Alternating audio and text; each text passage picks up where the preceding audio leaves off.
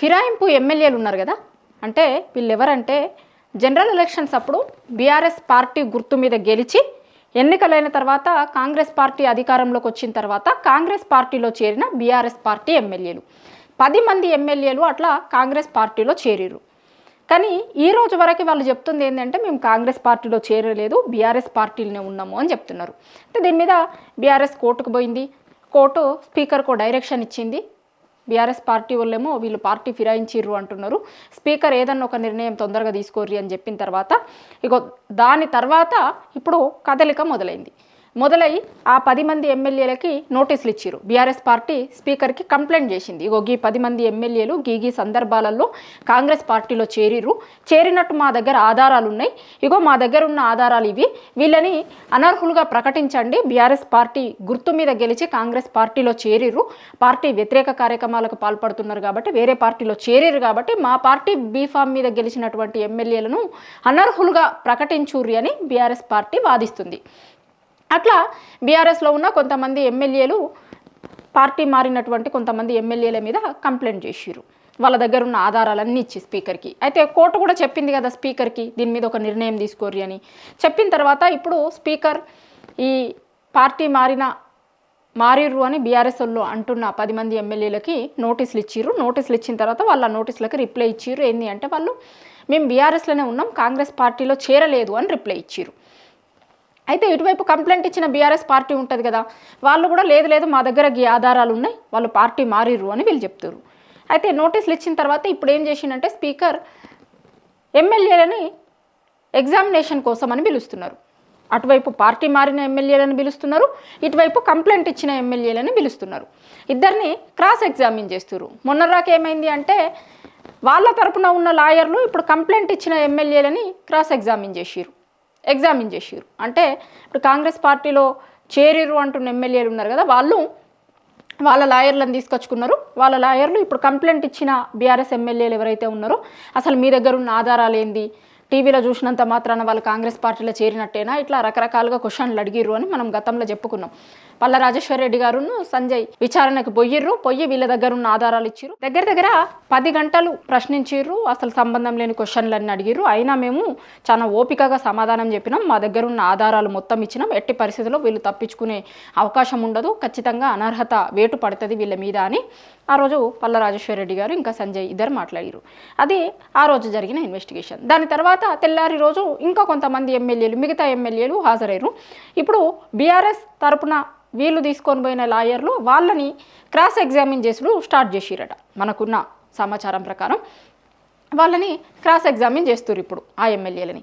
ఏంది అంటే సరే మీరు బీఆర్ఎస్ పార్టీలనే ఉన్నాము అని చెప్తున్నారు కదా, మరి బీఆర్ఎస్ పార్టీలనే ఉంటే బీఆర్ఎస్ పార్టీ ఎల్పీ మీటింగ్లకు వాటికి హాజరయ్యారా కాలేదా, కాకపోతే కనుక ఎందుకు కాలేదు, మీరు బీఆర్ఎస్ ఎమ్మెల్యేలు అని చెప్తున్నారు, బీఆర్ఎస్ ఎమ్మెల్యేలు అయినప్పుడు బీఆర్ఎస్ ఎల్పీ మీటింగ్లకి పోవాలి కదా, మరి ఎందుకు పోలేదు మీరు అనేది ఇటువైపున ఉన్న లాయర్లు అడిగిన క్వశ్చన్. అయితే దానికి వాళ్ళు ఏం చెప్తుర్రట అంటే మాకు సమాచారం లేదు కాబట్టి పోలేదు మేము అని చెప్తుర్రట.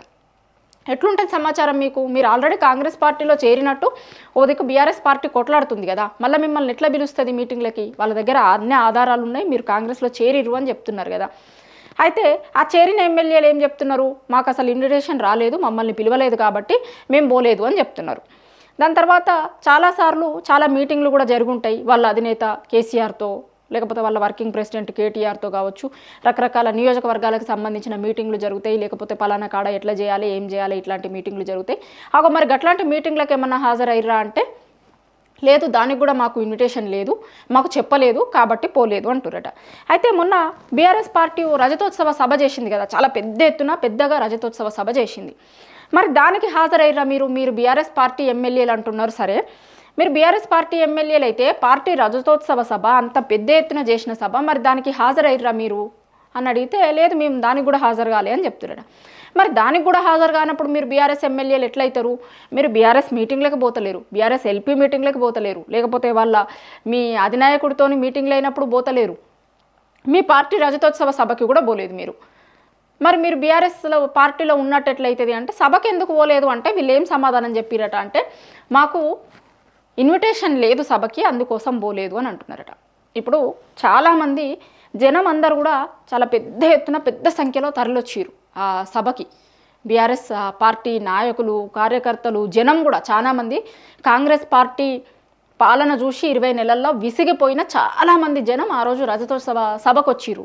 చాలామందితో మాట్లాడించినప్పుడు కూడా మార్పు అని మేము కాంగ్రెస్ పార్టీని తెచ్చుకుంటే ఇట్లాంటి మార్పు చూపిస్తున్నారు, మాకు కాంగ్రెస్ వద్దు, మళ్ళీ కేసీఆర్ కావాలనుకుంటున్నాం మేము, అందుకే వచ్చినాం మీ మీటింగ్కి, సార్ ఏం చెప్తాడో అనేది వినడానికి వచ్చినామని చెప్పారు.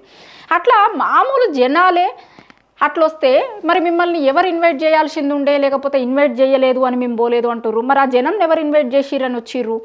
ఇప్పుడు ఆన్సర్ చెప్తే కనీసం మీరు చెప్తున్న ఆన్సర్ ఏం చెప్తున్నాం, దీనివల్ల ఇది చూసే జనం ఏమనుకుంటారు అనేది కూడా లేకుండా ప్రతిదానికి మాకు ఇన్విటేషన్ లేదు, పోలేదు.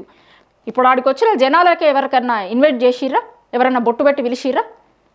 మీరు బీఆర్ఎస్లోనే ఉన్నాము అని చెప్పుకుంటే కనుక రజతోత్సవ సభకి ప్రతి ఒక్కరిని ఏం పిలవలేదు వాళ్ళు. మీరు నిజంగా బీఆర్ఎస్ పార్టీలో ఉంటే ఆ రోజు రజతోత్సవ సభకి పోయేటోళ్ళు కదా. దాన్ని బట్టే మీరు పార్టీలో లేరు అని తెలుస్తుంది. ఇప్పుడు తెలంగాణ భవన్లో ఇన్ని మీటింగ్లు జరుగుతాయి కదా, వాళ్ళ నియోజకవర్గాలకు సంబంధించిన మీటింగ్లు జరిగినప్పుడు కూడా వాళ్ళు పోలేదు. అంతెందుకు, నిన్నగాక మొన్న ఒక దగ్గర మెతుకు ఆనంద్ అనుకుంటా ఓ ప్రోగ్రామ్ చేస్తే అక్కడున్న వాళ్ళ ఎమ్మెల్యేకి ఒక కుర్చీ వేసి ఉంచిర్రు. వాళ్ళ మీటింగ్ చేస్తే మీరు బీఆర్ఎస్ పార్టీలోనే ఉన్నాము అని చెప్తున్నారు కదా, ఈ రోజుకి కూడా ఇది బీఆర్ఎస్ పార్టీ ఓ మీటింగ్ పెట్టుకున్నాం, మరి మీకోసం చైర్ కూడా వేసి ఉంచినాము, మీరు నిజంగా మీరు బీఆర్ఎస్ పార్టీలో ఉంటే కనుక ఆ రోజు ఆ మీటింగ్కి పోవాల్సింది ఉండే, మీకోసం చైర్ కూడా వేసిర్రు. మనం చెప్పింది జనం నమ్ముతారు, మనం ఏం చెప్పినా నడుస్తుంది అంటే అట్లాంటి కాలం కాదు ఇది, ఎడ్డిగుడ్డి కాలం కాదు. మీరు ఏం చెప్తున్నారు, ఏం చేస్తున్నారు, ఏ పార్టీలో ఉన్నారు, ఎక్కడ గెలిచిపోయారు, ఇదంతా జనం అబ్జర్వ్ చేస్తున్నారు. జనంని తక్కువ అంచనా వేస్తే కనుక అది మన తప్పవుతుంది. జనం చాలా తెలివైన వాళ్ళు. మీరు చేస్తున్న ప్రతిదీ ఏ పార్టీ గుర్తు మీద గెలిచిర్రు, ఏ పార్టీలో చేరిర్రు, ఇప్పుడు విచారణకు పోయినప్పుడు ఏ పార్టీ అని చెప్తున్నారు, కానీ లోకల్లో మీరు తిరిగేటప్పుడు ఏ పార్టీ నాయకులతో కలిసి తిరుగుతున్నారు, ఇదంతా జనం అబ్జర్వ్ చేస్తున్నారు. ఇప్పుడు న్యాయస్థానాల దగ్గర లేకపోతే ఇంకొక దగ్గర ఉన్నటువంటి లొసుగులను ఉపయోగించుకొని ఈ 2 ఏళ్ళలో 3 ఏళ్ళలో తప్పించుకునే అవకాశాలను సాధ్యమైనంతగా చూస్తూ ఉండొచ్చు మీరు. కానీ అల్టిమేట్గా మళ్ళీ జనం దగ్గరికి పోయినప్పుడు జనం ఇచ్చేటువంటి రిజల్ట్ మీదనే ఆధారపడి ఉంటుంది మీది. ఈ ఎమ్మెల్యేలని క్రాస్ ఎగ్జామిన్ చేసినప్పుడు మళ్ళీ పాత ముచ్చట్నే ఇప్పుడు కూడా చెప్తారట, లేదు మేము బీఆర్ఎస్ పార్టీనే ఉన్నాం. మరి బీఆర్ఎస్ పార్టీ మీటింగ్లకు ఎందుకు పోతలేరు అంటే మాకు ఇన్విటేషన్ లేదు. కాంగ్రెస్ మీటింగ్లకు ఎందుకు పోతుర్రు అంటే అక్కడ సిట్టింగ్ ఎమ్మెల్యే కాబట్టి ప్రోటోకాల్ ప్రకారం పోతున్నారు. ఇప్పుడు చాలా సందర్భాలలో మనం చూస్తున్నాం, బీఆర్ఎస్ పార్టీ ఎమ్మెల్యేలు గెలిచిన దగ్గర కూడా కాంగ్రెస్ ఇన్ఛార్జీలు ఎవరైతే ఉంటారో వాళ్ళు వచ్చి ప్రోటోకాల్ని కూడా పక్కన పెట్టి వీళ్ళు చెప్తున్న ప్రోటోకాల్ ఓన్లీ వీళ్ళకి మాత్రమే వర్తిస్తుందా? ఇప్పుడు గతంలో సబితా ఇంద్రారెడ్డి ఇష్యూ చూసినాం, మనం కోవలక్ష్మి గారిది చూసినాం, ఇట్లా చాలా మంది ఉన్నారు. ఇంకా కౌశిక్ రెడ్డి అయితే కోర్టుకు పోయిండు, నేను సిట్టింగ్ ఎమ్మెల్యేని, నేను ఏం చేయడానికి అయితే లేదు అని. సబితా ఇంద్రారెడ్డి లాంటి వాళ్ళు అయితే ఆడ సిట్టింగ్ ఎమ్మెల్యే నన్ను కాదని కాంగ్రెస్ పార్టీ నుంచి పోటీ చేసి 3వ స్థానంలో ఉన్న వ్యక్తితోని చెక్కులు పంపిణీ చేస్తున్నారు, లేకపోతే ఇంకా సంక్షేమ కార్యక్రమాలను వాళ్ళతో చేస్తున్నారు. సిట్టింగ్ ఎమ్మెల్యే నేను కదా, వేరే పార్టీలో గెలిచినంత మాత్రాన ఇక్కడ ఉన్నటువంటి జనం నాకు ఓట్లేసిర్రు, నేను కదా ప్రోటోకాల్ ఎందుకు పాటిస్తలేరు అని ఆ రోజు ఆమె అక్కడ వాదన చేసుకున్నారు వాళ్ళతో. అట్లా కోవలక్ష్మి లాంటి వాళ్ళు కూడా చాలామంది చాలా నియోజకవర్గాలలో ఎమ్మెల్యేలందరూ కూడా ప్రోటోకాల్ కోసమని ఆడ బీఆర్ఎస్ పార్టీ ఎమ్మెల్యే కనుక గెలిస్తే అక్కడ బీఆర్ఎస్ పార్టీ ఎమ్మెల్యేని పిలుస్తలేరు. ఏమైనా గవర్నమెంట్ ప్రోగ్రాంలు చేయాల్సి వస్తే అక్కడ కాంగ్రెస్ పార్టీ నుంచి పోటీ చేసి ఓడిపోయిన ఇప్పుడు ఇన్ఛార్జ్గా ఉన్నటువంటి వాళ్ళు వచ్చి ఆ ప్రోగ్రామ్స్ అన్నీ చేస్తురట. మరి వాళ్ళకెందుకు ప్రోటోకాల్ వర్తిస్తలేదు, మీకు మాత్రమే ఎందుకు ప్రోటోకాల్ వర్తిస్తుంది? దీనికి సమాధానం ఉండదు. మళ్ళా ఖాళీ మనం ఏది పడితే అది చెప్తాము, నమ్ముతారు జనం అనుకుంటే జనం అంతా పిచ్చోళ్ళు ఏం కాదు, నమ్మరు. జనంకి అన్నీ తెలుసు, అన్నీ అబ్జర్వ్ చేస్తున్నారు. ఖచ్చితంగా వీటన్నింటికి సమాధానం చెప్పాల్సిన రోజు జనం సమాధానం చెప్తారు.